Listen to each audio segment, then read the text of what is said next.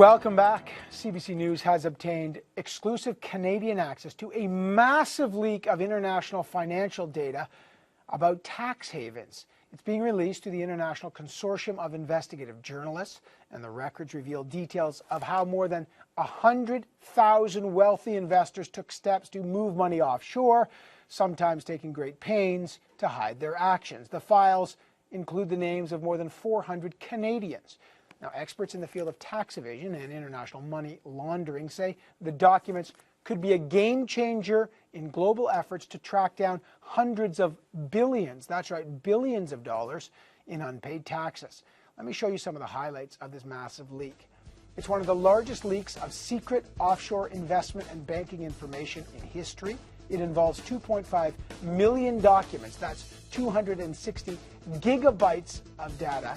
38 media outlets in 36 countries are involved in publishing, posting, and airing stories on the leak and the data through the International Consortium of Investigative Journalists. All right. CBC News is the only Canadian media outlet involved in this massive investigation. I want to give you some details now from the man at the center of it for us in Toronto. CBC's Harvey Kishore is here.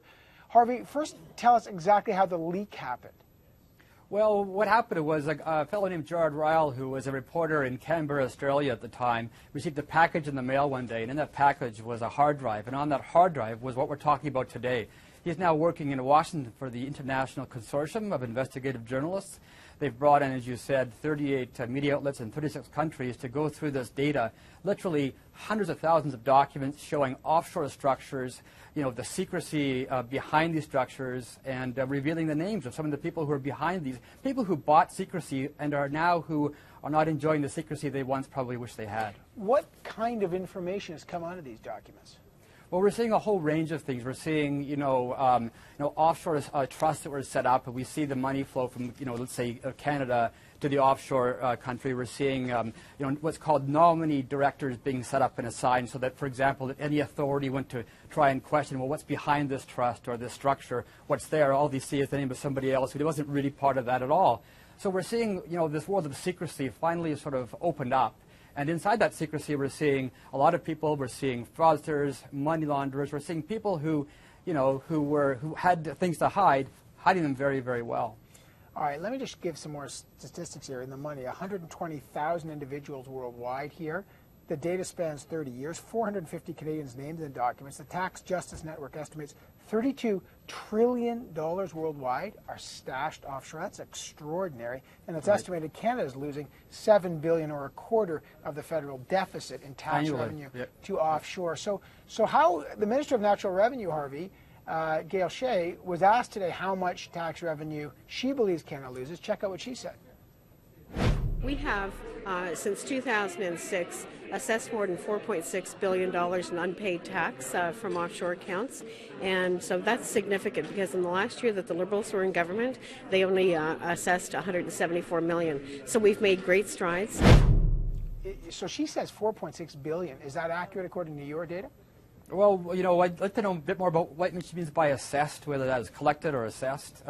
The fact is, there's been no proper study about how much money has been drained offshore from Canadian revenue on this topic. But we know we're talking from trillions and trillions globally, and billions domestically. No one would argue with that.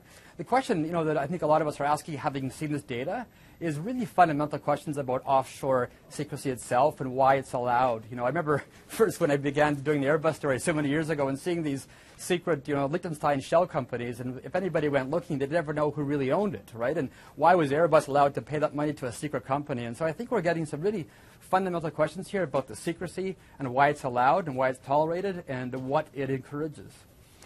Harvey, I just want to clarify something. Some people are they're writing me notes there. They're saying, but having an offshore account's not illegal. So can you just outline the line between doing something illegal? I mean, there are tax, places that you can put your money that are legal for people. So what's the spectrum between what's legal to do and what's illegal?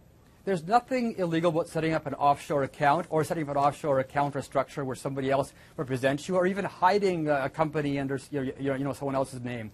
What is possibly illegal is when you don't declare your global income. And the question becomes, how would anybody know that you're not declaring your global income if the jurisdiction you're operating in is so secret. There's some laws in some of these countries that if you talk about these offshore entities, you can go to jail for talking about those entities. So that's one thing. The other thing is that if there's no, the law says that if there's no business purpose for going offshore, if it's simply for tax avoidance, that's not allowed. Any prominent Canadians named in this? Well, we're doing a story today about Tony Merchant, who is a class action lawyer from Saskatchewan. We've learned that he has an offshore trust, set up one on the Cook Islands. And you'll see in our documentary tonight on The National that we take a look at the secrecy that was involved in the setting up of that trust. And one of the beneficiaries in that trust is Senator Panna Merchant, his wife.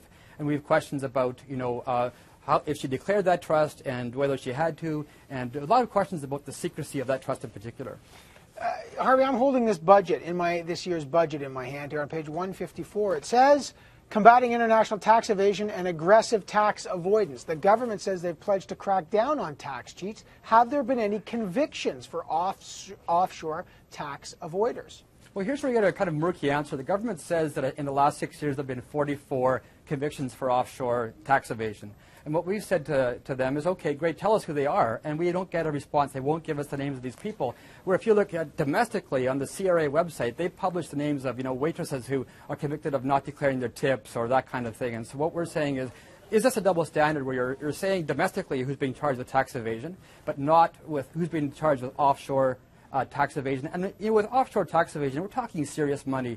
Our experts have told us that to really go offshore and be able to do it properly, you have to go with at least $1 million or $5 million just to begin with to make it worth your while. So we're talking serious money, serious dollars, and the question would be, why don't we know the names of who these people are, and who are the rest who are going offshore that we don't know about? And finally, I'm just looking at the budget here, Harvey. In this budget document, it says savings measures since budget. The government says in 2014, tax fairness and closing tax loopholes will save them $316 million. By 2014-15, $806 million. That would suggest there must be a lot of convictions. Isn't that right?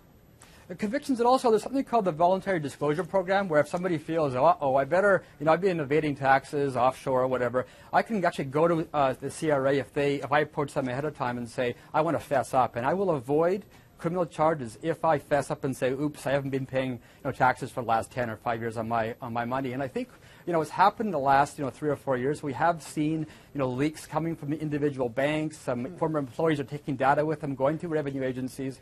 And I think what you're starting to see is perhaps, and with this leak, I would imagine might also be effective. People wondering, with all these data leaks, and this particular data leak, will I be next? Will my name come up next? And they might be wondering, maybe I better go make a voluntary disclosure to Revenue Canada or the Canada Revenue Agency. In the last sort of 10 seconds I've got with you, international ramifications on this story so far? Well, it just began being released literally on your show, Evan. So this is the beginning of the coverage. But we have Le Monde's doing stories, The Guardian's doing stories, German television, Süddeutsche Zeitung, The Washington Post. This is a massive global effort exposing what really needs to be exposed about how this offshore world really works. Huge leak, a huge story. Harvey Kishore from the CBC will have a big documentary tonight on The National. We'll be sure to catch that on The National, 10 p.m. Eastern Time, 9 p.m. here on News Network. Thanks for that, Harvey. Thanks, Evan.